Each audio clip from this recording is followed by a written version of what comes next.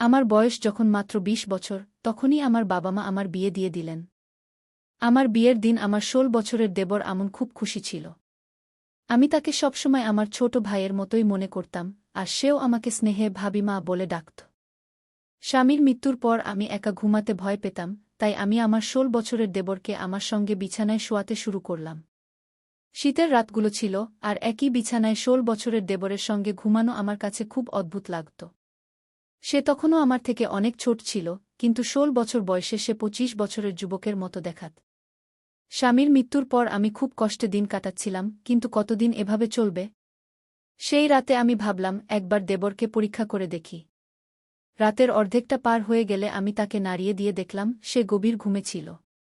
কিন্তু হাত দিতেই আমার চোখ ছানাবড়া হয়ে গেল, কারণ ভুলবশতে আমার দেবরের ৭ ইঞ্চি জিনিসে হাত লেগে গেল। আর তারপর? এই দুই বন্ধুর গল্পটি সম্পূর্ণ শুনুন, এটি খুবই মজার গল্প। আমার বিয়ের দিন সে অত্যন্ত খুশি ছিল। আমি তাকে সবসময় আমার ছোট ভাইয়ের মতোই ভাবতাম, আর সেও আমাকে ভাবিমা বলে ডাকত। তার মিষ্টি মুখ আর দুষ্টু হাসিতে এমন আনন্দ ছিল, যেন সে সত্যিই একজন নতুন মা পেয়েছে। কিন্তু এই আনন্দময় দিনের কিছুক্ষণ পরেই আমার জীবনে দুঃখের অন্ধকার নেমে এল। আমার স্বামীর আকস্মিক মৃত্যু হয়ে গেল, আর তার চলে যাওয়ার পর বাড়িতে আমি একদম একা হয়ে গেলাম। এখন আমার দেবরই আমার একমাত্র ভরসা ছিল। তবুও রাতে একা ঘুমোতে আমার ভয় লাগত। ঠান্ডা শীতের রাতগুলো দীর্ঘ মনে হতো, আর আমার মনে এক অদ্ভুত অস্থিরতা ভর করত। কিছু রাত ধরে আমি তাকে আমার সঙ্গে বিছানায় শোয়াতে শুরু করেছিলাম, যাতে এই একাকিত্ব আর ভয় থেকে কিছুটা মুক্তি পাই। তার বয়স মাত্র ১৬ বছর হলেও তার গঠনে তাকে তার বয়সের চেয়ে অনেক বড় দেখাত। স্বামীর চলে যাওয়ার পর আমি যতটা পারছিলাম সংসার চালাচ্ছিলাম, কিন্তু মনের অশান্তি দমন করা সহজ ছিল না। সেই রাতেও মনে অদ্ভুত অস্থিরতা নিয়ে আমি ঘুমাতে চেষ্টা করছিলাম। রাতের অর্ধেকটা পার হয়ে গেলে আমি হঠাৎ আমকে দেখতে গেলাম, সে গভীর ঘুমে ছিল, মাসুম আর নিষ্পাপ। তাকে দেখে আমার চোখে জল চলে এল। এই ছোট্ট বাচ্চাটিও তার ভাইকে হারিয়েছে, তবুও সে আমার পাশে দাঁড়িয়ে আছে। আমার মায়ের কথা মনে পড়ল, যিনি সবসময় বলতেন, বেটা, দেবরকে সবসময় নিজের ছেলের মতো ভাবো, কিন্তু দূরত্ব বজায় রাখো। সে বড় হলে তোমার আর তার মধ্যে স্বাভাবিক সীমারেখা আরও স্পষ্ট হয়ে যাবে। আমার মনে এই কথাগুলোর অর্থ এখন আরও গভীর হয়ে গেল। আমাকে আমনের যত্ন নিতে হবে, তার মিষ্টিমাখা মুখের যত্ন নিতে হবে। মা বলেছিলেন, বেটা, দেবরের সাথে কিছু দূরত্ব বজায় রাখো। চেষ্টা করো সে যেন অকারণে তোমার ঘরে না আসে। তুমি একজন বিবাহিত মেয়ে, তোমাকে নিজের আর পরিবারের সম্মানের কথা ভাবতে হবে। কি মায়ের এই কথাগুলো শুনতে শুনতে আমার মনে হতো সে আমন সম্পর্কে একটু বেশি খারাপ ভাবছে, আর আমি তার কথায় রাগ করতাম। কিন্তু এখন যখন স্বামীকে হারিয়ে আমি নিঃসঙ্গ হয়ে গেছি, মায়ের কথার মানে বুঝতে পারছি। সেই রাতেও যখন আমি একা বসেছিলাম, আমার চোখের জল থামছিল না। আমার হৃদয়ে ব্যথার ঢেউ উঠছিল যে আমার স্বামী আমাকে এই দুনিয়ায় একা রেখে চলে গেছেন। আমি কখনো ভাবিনি যে সে আমাকে আমনের হাতে রেখে চলে যাবে। রাত ১টা বেজে গেছে, আর আমন এখনও বাড়ি ফেরেনি। সম্ভবত সে তার ভাইয়ের আত্মীয়দের সাথে ছিল, আর এই ভেবে আমার কিছুটা স্বস্তি হচ্ছিল। সে বাড়ি আসেনি, তার অনুপস্থিতিতে আমি একরকম স্বস্তি পেয়েছিলাম। সেই সময় মায়ের কথাগুলো আমার মনে গভীরভাবে প্রভাব ফেলছিল। এমন সময় হঠাৎ দরজায় কড়া নাড়ল, আর আমার হৃদয় দ্রুত স্পন্দিত হতে লাগল। ভয়ে ভয়ে আমি ভাবলাম, কে হতে পারে? কিন্তু বাইরে থেকে আওয়াজ এল, ভাবি, দরজা খোলো। আমি কি তার আওয়াজ শুনে আমার মনে এক অদ্ভুত অনুভূতি জেগে উঠল। সে আমার কান্না দেখে বলল, ভাবি, আপনার চিন্তা করার দরকার নেই। আমি আপনার সহায় হব। আপনি এই বাড়ি থেকে কখনো যাবেন না। কি তার কথা শুনে আমার মন ভারী হয়ে গেল, এবং আমার চোখে চিন্তার মধ্যে একটি নতুন আশার আভাস দেখা দিল। তারপর সে বলল, ভাবি, আপনি এই ঘরে ঘুমান। অন্য ঘরটি ছাদের কাছে, আমার মনে হয় না আপনার সেখানে থাকা উচিত। এখন সবাই জানে যে আমাদের বাড়িতে ভাইয়ের মৃত্যু হয়েছে, এবং কেউ খারাপ উদ্দেশ্যে আমাদের বাড়িতে আসতে পারে। কি তার এত বুদ্ধিদীপ্ত কথা শুনে আমি অবাক হয়ে গেলাম। ভাবতে লাগলাম, এত ছোট বয়সে তার এসব কথা কিভাবে মনে হচ্ছে। কিন্তু তবুও তার কথায় যুক্তি ছিল, এবং তার চিন্তা আমাকে তার কথা মানতে বাধ্য করল। আমি তার ঘরে চলে গেলাম। আমনের ঘর অন্য দিকে ছিল, যেখানে আমি এবং আমার স্বামী সবসময় ছাদের কাছের ঘরে থাকতাম। ঘরে পা দিলেই সব কিছু অদ্ভুত লাগতে শুরু করল। আজ প্রথমবার আমি আমার ঘর থেকে বাইরে অন্য ঘরে ছিলাম। কিন্তু যেই আমি ঘরের দরজা বন্ধ করলাম এবং চোখ তুলে তাকালাম, সেখানে একটি জিনিস ছিল যা দেখে আমার চোখ ছানাবড়া হয়ে গেল।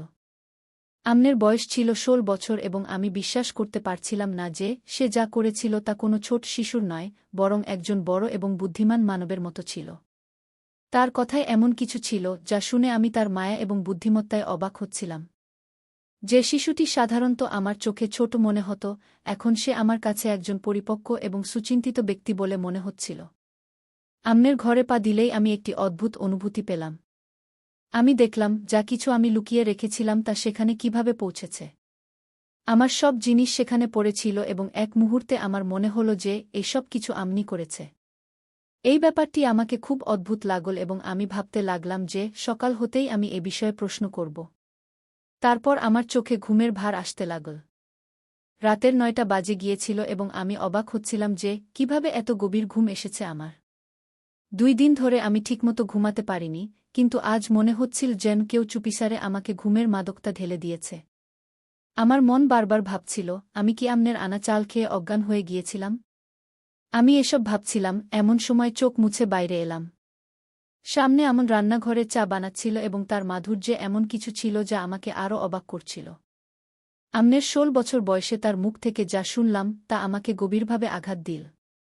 সে চা আমার সামনে রেখে বলল, ভাবি, আপনি ঘুমিয়ে পড়েছিলেন। আপনার খুব ভালো ঘুম হয়েছে না? তার কথায় ছিল এক মাধুর্য, কিন্তু চোখে লুকিয়ে ছিল অন্য কিছু। আমার খুব খারাপ লাগল এবং আমি তারই সুরে উত্তর দিলাম, হ্যাঁ, আজ আমার খুব ঘুম পেয়েছিল। ও সে সঙ্গে সঙ্গে বলে উঠল, তাহলে কেন ঘুম আসে না, ভাবি? আমি আপনার চালে ঘুমের বড়ি মিশিয়ে দিয়েছিলাম। আমি আমার বন্ধুকে বলেছিলাম যে আমার ভাবির ঘুম হয় না, তখন সে বলেছিল, তার চালে ঘুমের বড়ি মিশিয়ে দিও, এতে সে শান্তিতে ঘুমিয়ে পড়বে। তার কথা আমাকে হতবাক ও বিব্রত করল। আমন, তুমি এমন ভাবতে পারলে কি করে? আমি চিৎকার করে বললাম, তুমি তোমার ভাবিকে অজ্ঞান করতে চেয়েছিলে? আমার হৃদয় একদম ঠান্ডা হয়ে গেল। সে দ্রুত বলল, না ভাবি, আমি শুধু আপনাকে ভালো ঘুম দিতে চেয়েছিলাম।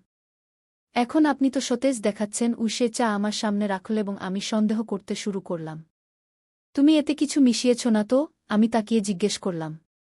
সে শপথ করে বলল, ভগবানের কসম, ভাবি, আমি শুধু আপনার ঘুমের জন্য বড়ি দিয়েছিলাম। আপনি বললে আমি এই চা নিজেই খেয়ে নেব। আমরা অর্ধেক অর্ধেক ভাগ করে নিই। সে চায়ের গ্লাস থেকে এক ঢোক নিয়ে আমাকে দেখাল। আমার তার কথায় বিশ্বাস হল এবং আমি ভাবলাম সে হয়তো সত্য বলছে। আমি বললাম, আমাকে ক্ষমা করো, আমি তোমার ব্যাপারে সন্দেহপ্রবণ হয়ে যাই। তবুও আমি তার মুখের দিকে তাকিয়ে তার মাধুর্যে বিশ্বাস করতে লাগলাম। কিন্তু ঘরে যা দেখেছিলাম তা আমার মন থেকে মুছে যাচ্ছিল না। সে ঘরে যা ছিল তার কোনো ক্ষমা ছিল না। আমি ভাবলাম, এখন আমি তার উপর কি বিশ্বাস করতে পারি? কিছুক্ষণ পর আমন নিজেই মুখ খুলল এবং তার কথা আমাকে নাড়া দিল। ভাবি, আমি আপনার গয়না বিক্রি করতে চাই, সে খুব গম্ভীরভাবে বলল। আমার একজন পরিচিত এবং সৎ চাচা আছেন, তিনি আমাদের গয়নাগুলো বিক্রি করে আমাদের অনেক টাকা দেবেন। আমরা সেই টাকা দিয়ে একটি নতুন বাড়ি কিনব। এই ভাড়ার বাড়িতে আমরা কতদিন থাকব? মালিক পরশু ভাড়া নিতে আসবে এবং আমাদের কাছে টাকা নেই। আমনের কথা শুনে আমি হতবাক হয়ে গেলাম। এতদিন আমি এমন কোনো কথা ভাবিনি। কিন্তু আমন যেভাবে এই ধারণাটি সামনে রেখেছিল তা আমাকে গভীর চিন্তায় ফেলে দিল। আমন, তোমার এই ভাবনা এল কি করে? আমি তাকে অবাক হয়ে জিজ্ঞেস করলাম। সে বিনা দ্বিধায় বলল, ভাবি, আমাকে তো আগে বিয়েও করতে হবে। আমাদের একসাথে জীবন কাটাতে হবে এবং একটি নতুন বাড়ি দরকার। ভাড়ার বাড়িতে মানুষ শুধু অপমানিত ও লাঞ্ছিত হয়। আমনের কথায় কিছু ছিল যা আমার কাছে ঠিক মনে হল। আমি তার সাথে তর্ক করলাম না, কিন্তু মনে একটা ভয় ছিল যে সে যদি গয়না বিক্রি করে টাকা জোগাড় করতে না পারে, তাহলে আমরা আরও বিপদে পড়ব। আমার অবস্থা এতটাই নাজুক ছিল, একটি বিধবা নারী এবং একটি ১৬ বছরের দেবর, যে নিজেও অপরিণত। এই অবস্থায় আমরা দুজনেই যে কোনো প্রতারণার শিকার হতে পারতাম।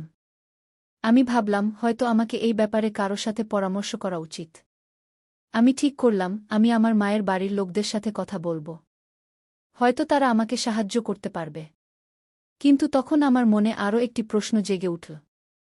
সেই গয়না, যার ব্যাপারে আমি আমনের সাথে কখনো কথা বলিনি, তা তার হাতে এল কি করে? তালাও তো ভাঙা ছিল না, তাহলে সে সেই গয়না বের করল কিভাবে? এই প্রশ্ন আমাকে বিব্রত করল। আমি নিজেকে বললাম, আমন বাচ্চা, সে ভুল করতে পারে না। তবুও সে যা কিছু করে, আমাকে তার অনুভূতি ও অবস্থা বুঝতে হবে, কারণ কখনো কখনো তার মাধুর্য ও সাহায্যের ইচ্ছাই আমাকে বুদ্ধিমত্তার দিকে নিয়ে যায়। আমন আমার চিন্তাভাবনা সম্পূর্ণ বদলে দিয়েছিল।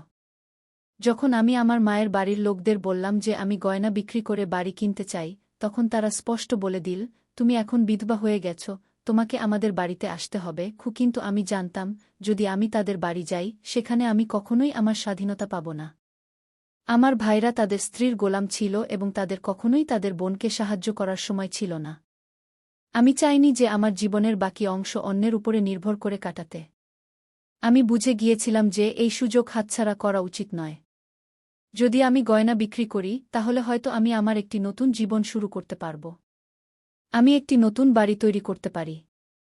আমার স্বামী আমাকে জীবনে অনেক মূল্যবান গয়না দিয়েছিলেন, কিন্তু যখন আমি বুঝতে পারলাম আমার ভাইদের উদ্দেশ্য ভালো নয়, তখন আমার মনে হলো তাদের হাতে সে গয়না দেওয়ার কোনো মানে নেই। এই ভেবে আমি সিদ্ধান্ত নিলাম যে এখন আমি আমনের উপর ভরসা করব। আমন যে ১৬ বছরের একটি ছেলে ছিল, তার মধ্যে এমন কিছু ছিল যা আমাকে শুধু সান্ত্বনা দিত না, বরং এই অনুভূতিও দিত যে সে আমার জীবন সামলাতে পারে। আমন, তুমি চাইলে এই গয়না বিক্রি করে দিতে পারো, আমি বললাম। আমন কোনো দ্বিধা না করে সেই গয়না তার চাচাকে দিয়ে দিল। ২ দিন পর আমনের হাতে বাড়ির কাগজপত্র এবং চাবি এলো। বাড়ির লেনদেন এত দ্রুত হয়ে গেল, এটা আমার বিশ্বাসই হচ্ছিল না। সাধারণত বাড়ির ব্যবস্থাপনা, কাগজপত্র এবং অন্যান্য প্রয়োজনীয় কাজে মাসের পর মাস লেগে যায়, কিন্তু আমন সবকিছু এত দ্রুত এবং সহজে করে ফেল। যখন আমন সেই কাগজপত্র আমার হাতে রাখল, তখন আমি বুঝতে পারলাম যে ১৬ বছর বয়সেও তার চিন্তাভাবনা কোনো বড় মানুষের মতো। তার মাধুর্য এবং সরলতার মধ্যে একটি গভীর বোধ ছিল, যা আমার জন্য অত্যন্ত গুরুত্বপূর্ণ ছিল। তারপর সে একটি অদ্ভুত কথা বলল, ভাবি, আমরা পুরো বাড়ি পরিষ্কার করে ফেলব, কিন্তু আপনাকে একটি গুরুত্বপূর্ণ কথা বলতে হবে। তার কণ্ঠে এমন কিছু ছিল যা আমাকে টেনে নিয়ে গেল। আমি জানতাম সে ছোট, কিন্তু তার বলা কথাগুলোতে মনোযোগ দেওয়া খুব জরুরি ছিল, কারণ তার চিন্তাভাবনা কখনো কখনো আমার চেয়েও অনেক বেশি স্পষ্ট এবং বুদ্ধিদীপ্ত হতো। আম্মের চোখে সেই দিন কিছু আলাদা দেখা যাচ্ছিল। তার দৃষ্টিতে একটি অদ্ভুত অস্থিরতা ছিল, যেন সে আমার সাথে কিছু বলতে চাইছে কিন্তু শব্দগুলো বের করতে পারছে না। আমি বুঝতে পারছিলাম না সে আমাকে কি বলতে চায়। সেই সময় আমার একটু তাড়া ছিল। আমরা বাড়িতে সব জিনিসপত্র রেখে দিয়েছিলাম, কিন্তু এখন আমার চিন্তা হচ্ছিল আমাদের খাবার, পানি এবং রেশন কোথা থেকে আসবে। আমি কখনো বাইরে গিয়ে কাজ করিনি, এবং এখন এটি একটি নতুন চ্যালেঞ্জ ছিল। আম্মের এমন কথা যে সে আমাকে একটি গুরুত্বপূর্ণ কথা বলতে চায়, আমাকে দ্বিধায় ফেলে দিয়েছিল। সে কি আমাকে এমন কিছু বলতে চায় যা আমি এখনই জানতে চাইছি না? এই প্রশ্ন আমার মাথায় নানা রকম চিন্তার জন্ম দিল, কিন্তু আমি এখনই এই প্রশ্নগুলোর মুখোমুখি হতে চাইছিলাম না। সন্ধ্যায় আমি বাড়ির সব জিনিসপত্র গুছিয়ে রাখলাম। আমাদের কাছে খুব বেশি জিনিস ছিল না, শুধু প্রয়োজনীয় জিনিসই ছিল। আমাদের সম্পদও খুব সীমিত ছিল, তাই আমরা যা কিছু নিয়েছিলাম তা খুব যত্নে রাখা হয়েছিল। সবকিছু করার পর আমি ভালো করে খাবার বানালাম। এই খাবার আমি অনেক পরিশ্রম করে তৈরি করেছিলাম, ঠিক যেমন আগে আমার স্বামীর জন্য বানাতাম, তার পছন্দের দিকে নজর রেখে, তাকে আদর করে। আধা ঘণ্টা পর আমি আম্নের জন্য টেবিলে খাবার রেখে তার জন্য অপেক্ষা করতে লাগলাম। আমার মনে হচ্ছিল না যে আজ সে বাইরে যাবে, কারণ সে সবসময় আমাদের সাথে খাবার খেত। রাত ১:০০ বাজছে এবং আমন এখনও বাড়ি ফেরেনি। এটা আমার জন্য খুব অদ্ভুত ছিল। আগে, আমার স্বামীর মৃত্যুর আগে, সে সন্ধ্যা ৫টার মধ্যে বাড়ি ফিরে আসত এবং তারপর বাইরে যেত না। যখন আমরা কখনো বাইরে যেতাম, তখন সেও আমাদের সাথে যেত, তা আইসক্রিম খেতে হোক বা অন্য কোনো কাজে। আমার মনে নানা রকম প্রশ্ন উঠছিল, কিন্তু আমি বুঝতে পারছিলাম না যে আমন এই সময় কোথায় থাকতে পারে। রাত ১:০২ বেজে গেছে এবং আমন বাড়ি ফেরেনি। আমি ভয় পাচ্ছিলাম কারণ সে কখনো একা বাইরে যায় না। আমি তার জন্য অপেক্ষা করতে শুরু করি এবং তখন অন্ধকার রাতে দরজায় কড়া নাড়া শুনলাম। আমি রেগে দরজা খুললাম এবং তাকে দেখামাত্র আমার ভেতরের রাগ ফেটে পড়ল। তুমি কোথায় গিয়েছিলে, আমন? আমি কঠোর স্বরে জিজ্ঞাসা করলাম, তোমার লজ্জা হয় না? আমি তোমার ভাবি, তোমার জন্য অপেক্ষা করছি।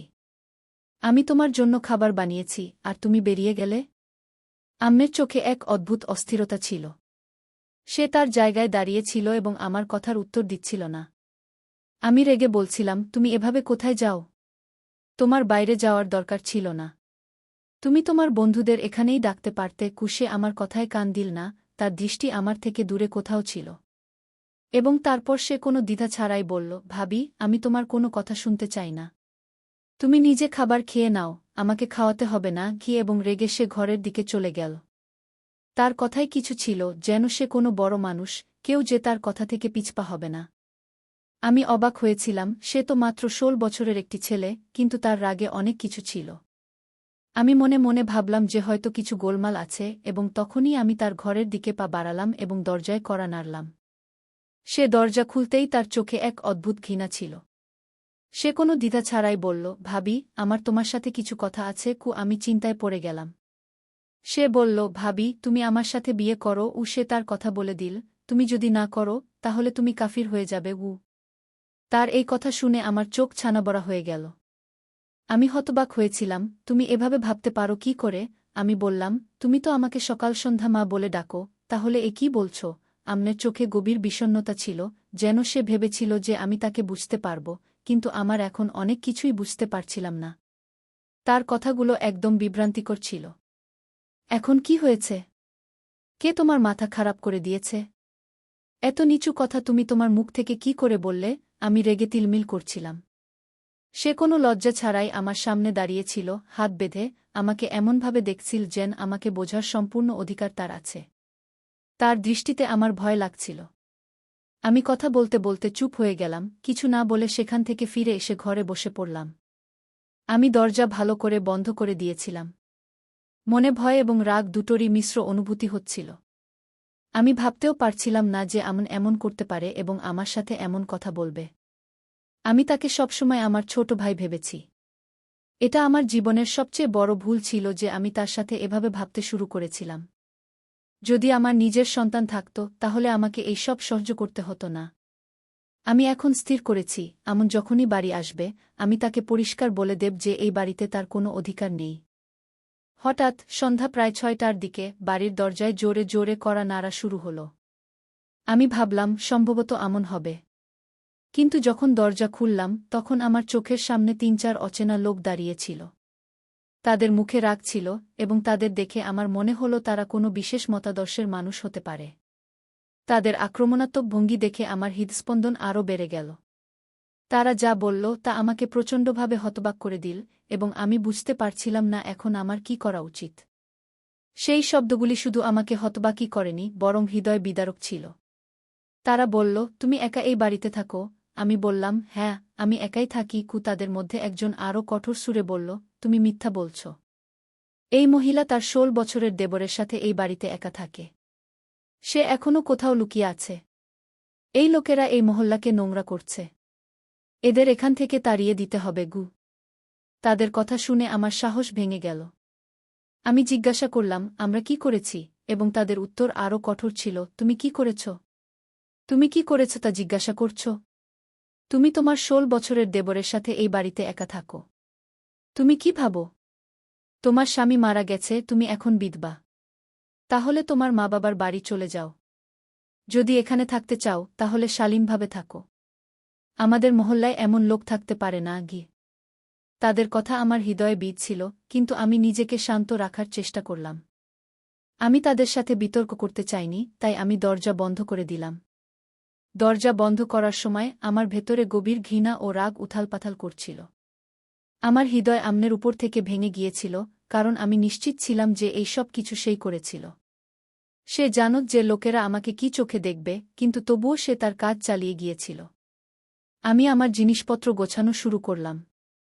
এই বাড়ি, এই মহল্লা, সব কিছুই এখন আমার কাছে বোঝা মনে হচ্ছিল। এখন আমার পক্ষে এখানে থাকা কঠিন হয়ে উঠছিল। আমি জানতাম যে আমন আমার সম্মানের সাথে খেলতে কোনো কার্পণ্য করেনি। আমার মনে শুধু এই চিন্তা ঘুরছিল যে এই সমাজে একজন একলা মহিলাকে কতটা একলা ও দুর্বল মনে করা হয়। কেউই ভাবেনি যে একজন মহিলা কিভাবে তার বাড়ি ও সম্মান ফিরে পায়। আমার চোখ থেকে অশ্রু গড়িয়ে পড়ছিল। যদি আমি নিজেকে ও আমনকে সেই লোকদের থেকে বাঁচাতে পারতাম। এখন আমার কাছে পরিষ্কার হয়ে গিয়েছিল যে সমাজে একজন একলা মহিলার কোনো মূল্য নেই। কিন্তু আমি নিজেকে প্রতিজ্ঞা করলাম যে আমি আমার সম্মান রক্ষা করব, যাই হোক না কেন। আমি ঈশ্বরের কাছে প্রার্থনা করলাম যে তিনি সবার সম্মান ও নিরাপত্তা বজায় রাখুন। বন্ধুরা, আজকের গল্প এটাই ছিল। এই গল্প সম্পর্কে আপনার মতামত কী তা অবশ্যই কমেন্ট বক্সে জানাবেন।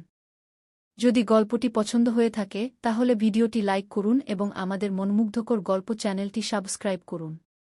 ধন্যবাদ।